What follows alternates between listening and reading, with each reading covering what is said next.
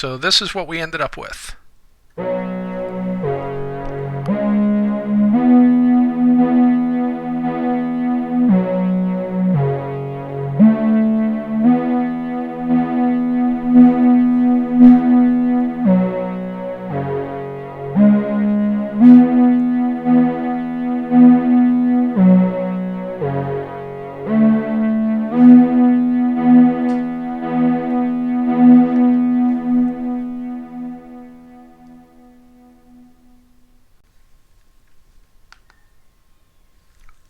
Alright, what we're looking at here is Arturia's Modular V software, which is a software recreation of a Moog modular analog synthesizer.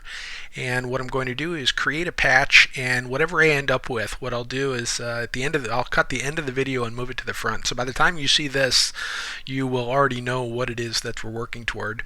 And I will, whatever it is that I end up creating here, I'll export that from Modular V. And if you're looking at the video on YouTube, in the description below the video, I will provide a link to that export. So whatever it is we end up with here, if you're interested in importing that into your own copy of Modular V and playing with that, you'll have access to that.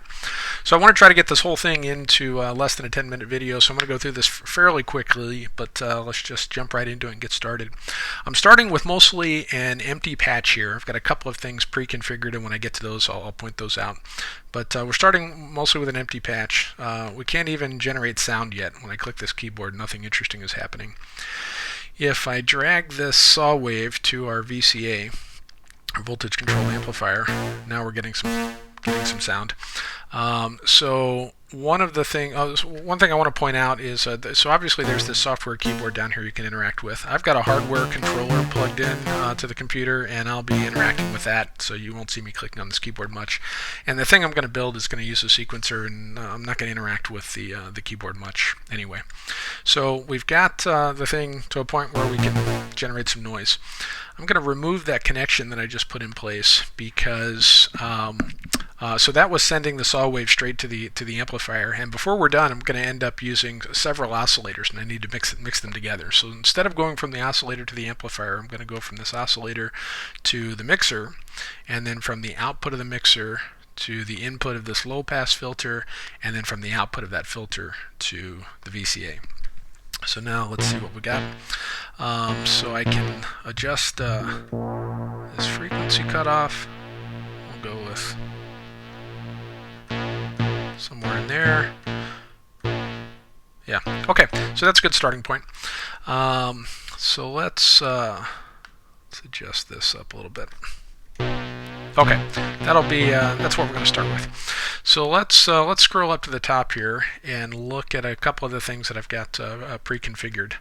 So I already had that chorus turned on. This is the sound that we're making without the chorus. If I turn on the chorus, that's what we're getting. If I turn on the delay, that's pretty subtle. Right. And if I turn on this filter bank, let's turn. There we go. It's pretty fat bass sound. So let's go with that. So some of these settings I already had in place, and they'll be in the preset that I'll export later. All right. Let's get the sequencer in play. So I want to associate this with the sequencer trigger, and I need to send this, associate that with S1, which is sequencer 1, and I'll turn this up a little bit. So let's see what we've got.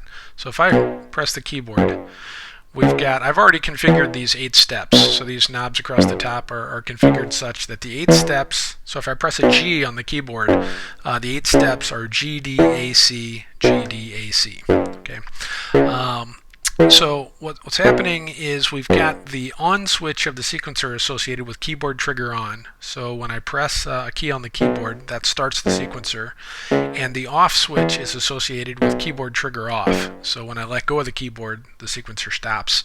And I want to remove that connection because I want to press a key on the keyboard, and now I'm not touching the keyboard. The sequencer is just going to run forever until I click that off button to stop it. I want to turn the volume down just a little bit here. All right, so let's start the sequencer back up. There we go. So again, I'm not holding a key on the keyboard. It's the sequencer is just going to run forever now. Let's adjust this, increase the sustain a little bit here, and I'll also add some glide. So if I add a whole lot of this, you hear that gets a little bit funky. I don't want it to be that radical, but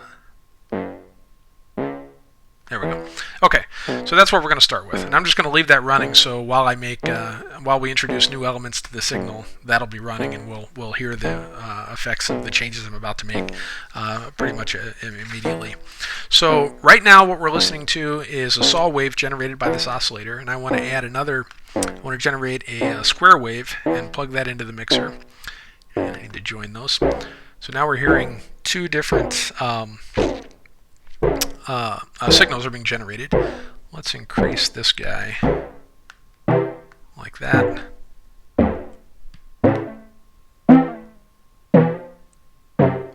There we go, that's good. Let me turn the saw wave all the way down. So now all we're hearing is the square wave. Right? And we'll mix the two back together. Maybe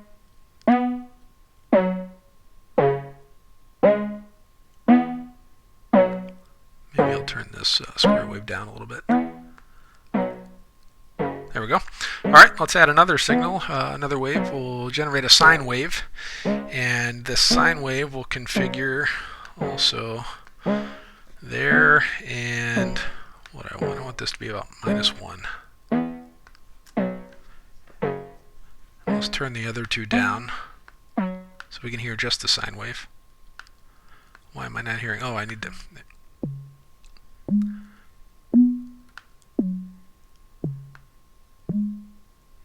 So that's pretty subtle. Turn that up. Right? All right, let's mix them back together.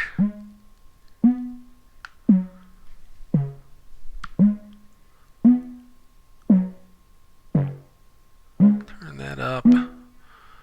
Put this guy probably something like. That's good. If I turn the sine wave way up, it makes kind of a goofy boing noise, which it's not really what I'm after. I want a little bit more of a darker sound, and I want this sine wave, that boing, to be just a kind of a subtle overtone on the whole thing. Maybe that's too much. Something like that. Turn the volume up a little bit. All right. So let's play with the envelope a little bit. So if I increase the sustain, the release time, you hear the effect of that. I don't want to go quite that high though. Something like that. And also maybe I'll increase the attack a little bit.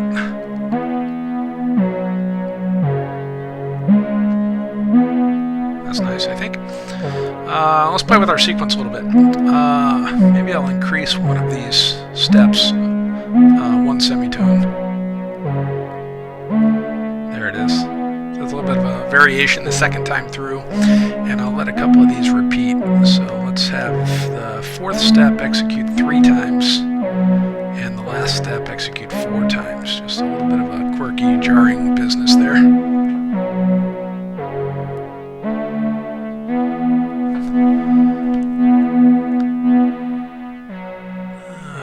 Up.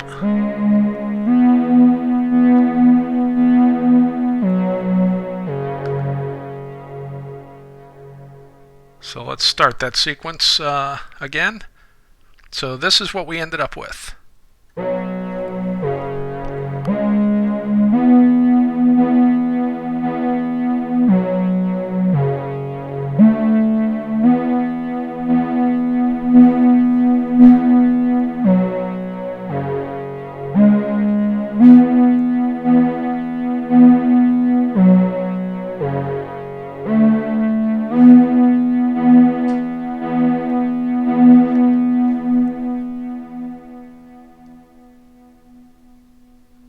So that's it. I hope you found that interesting and or helpful.